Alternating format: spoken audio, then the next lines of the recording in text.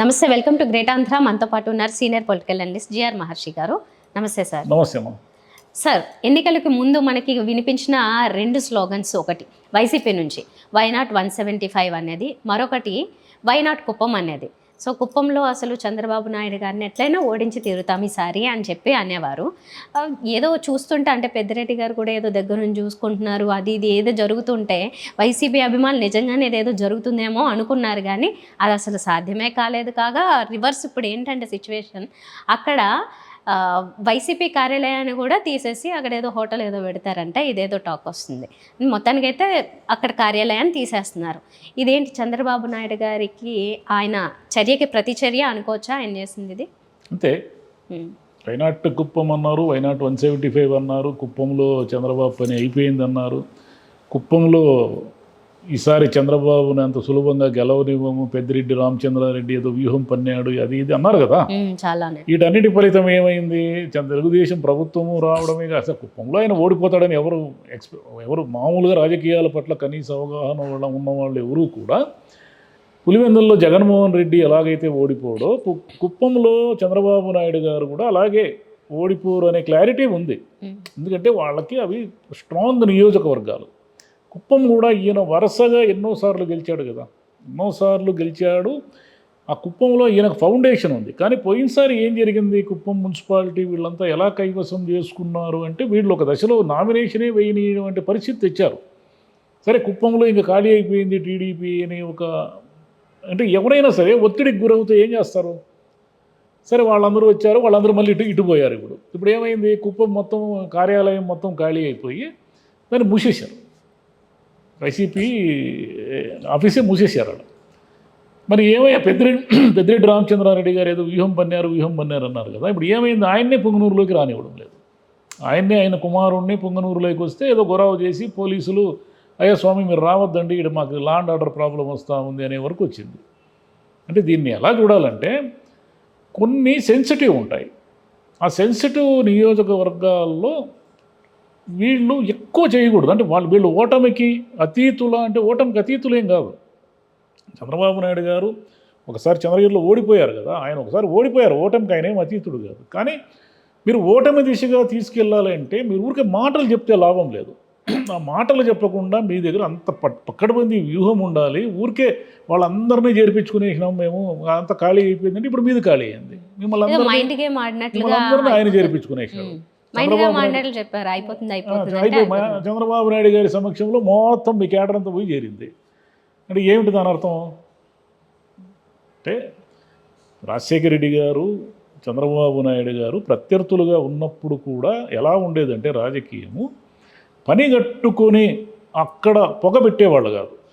అక్కడ పొగబెట్టేసి ఈసారి ఏమైనా సరే పులివెందుల్లో రాజశేఖర రెడ్డి నేను ఓడిస్తానని చంద్రబాబు నాయుడు ఊరికే అక్కడ అభ్యర్థులు నిలబెడుతూ వచ్చాడు. కానీ ఏమైనా సరే ఈసారి వైఎస్ నేను కట్టడి చేసేసాను, అయిపోయింది ఈసారి వైఎస్ పని అని ఎప్పుడు ఈయన మాట్లాడలేదు. అదేవిధంగా చంద్రబాబు నాయుడు ఏమైనా సరే ఈసారి నేను ఓడిచ్చేస్తాను, ఆయన డిపాజిట్లు రాకుండా చేస్తాను అనే లెవెల్లో ఆయన మాట్లాడలేదు. అంటే ఈ డిప్లొమసీ పాటించారు ఇద్దరు. ఇక్కడ ఏమైపోయిందంటే, లాస్ట్ టైము ఇది మొత్తం పోయింది, డీసెన్సీ పోయి చంద్రబాబు నాయుడు ఏమైనా సరే ఈసారి మేము రానివ్వము అన్నారు. అయితే దీనికి కొంచెం ఏమిటంటే, చంద్రబాబు నాయుడు గారు కూడా ఆలోచించాల్సింది ఏమిటంటే, ఆయన అన్నిసార్లు గెలిపించిన నియోజకవర్గము, ఇప్పుడు ఆయన ముఖ్యమంత్రి కదా, నిన్న మొన్నటి వరకు ఎన్నికల ప్రచారంలో వెనకబడి ఉంది అని ఆయనే అంటున్నాడు. దీనికి అది లేదు, దీనికి ఇది లేదు. ఎందుకు అది లేదు ఇది లేదు? మీరు ఇన్నిసార్లు ముఖ్యమంత్రి అయ్యారు, ఇన్నిసార్లు ఆ కుప్పానికి ఎమ్మెల్యే అయ్యారు, ఇంకా కుప్పంలో జనం వెనకబడి ఉన్నారు, కుప్పంలో రైతులకి సాగునీరు లేదు అని మీరే చెప్తా ఉంటే ఇది ఎట్లా న్యాయం అవుతుంది? మీరు ఓడిపోతారని ఎవరైనా నమ్మారు అంటే ఇవే కదా కారణాలు. ఇప్పటికీ మీకు కుప్పంలో ఇల్లు లేదు. మీరు అక్కడ కదా ఇల్లు కట్టుకోవాలా, హైదరాబాద్లోనూ అమరావతిలోనూ కాదు కదా. కుప్పము మీ సొంత నియోజకవర్గము, మీ కంచుకోట, అది మీ ఊరు.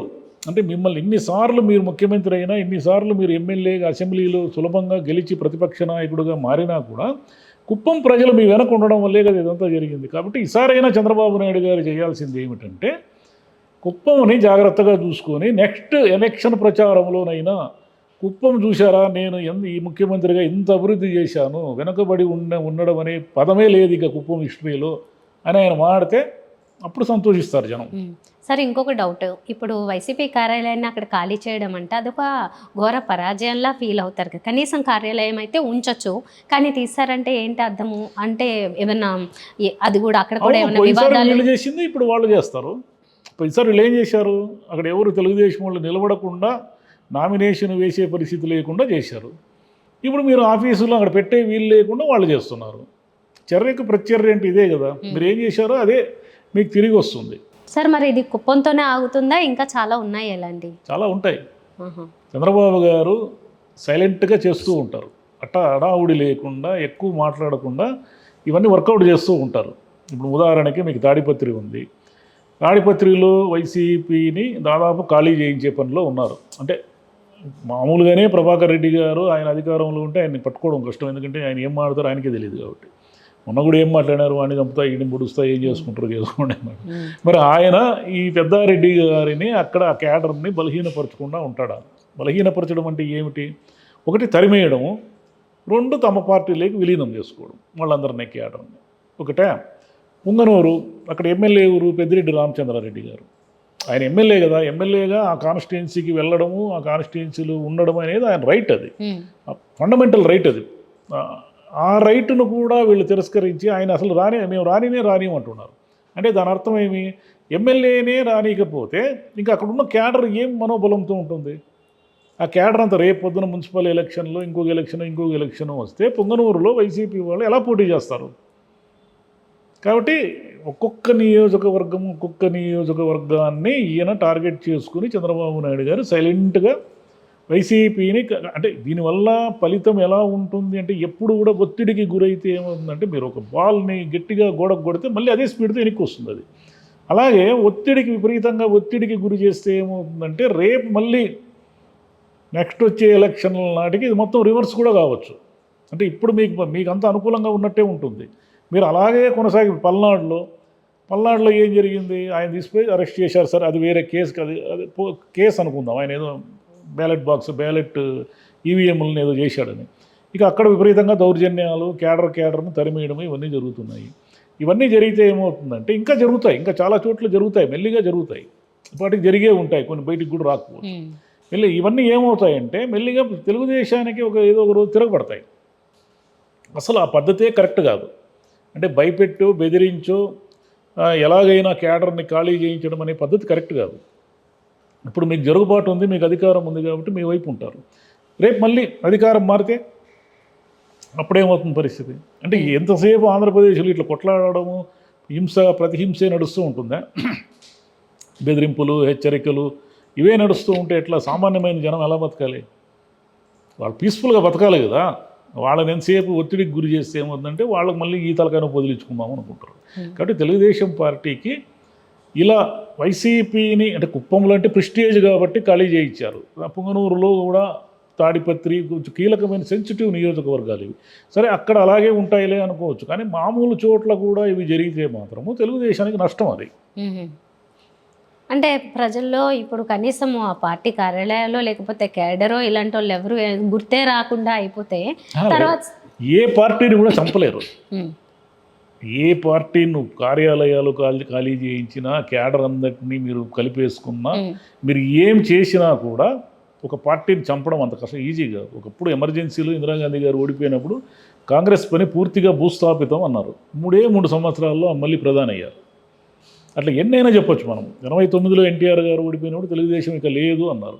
94కు మళ్ళీ బంపర్ మెజారిటీతో ఆయన గెలిచారు. అని మొన్న చూసాం కదా మన కళ్ళతో ఉదాహరణ. తెలుగుదేశం 23 స్థానాలతో వస్తే ఇంకా చంద్రబాబు నాయుడు గారు కోలుకోవడం అసాధ్యం అన్నారు. ఏమైంది? సరిగ్గా 3 ఏళ్లలో మళ్ళీ ఆయన లేచి నిలబడి 2 ఏళ్ళు పోరాటం చేసి మళ్ళీ అధికారంలోకి వచ్చారు. కాబట్టి ఒక పార్టీని ఫినిష్ చేయడం అంత ఈజీ కాదు. కాంగ్రెస్ భూస్థాపితమైందంటే దానికి చాలా కారణాలు ఉన్నాయి.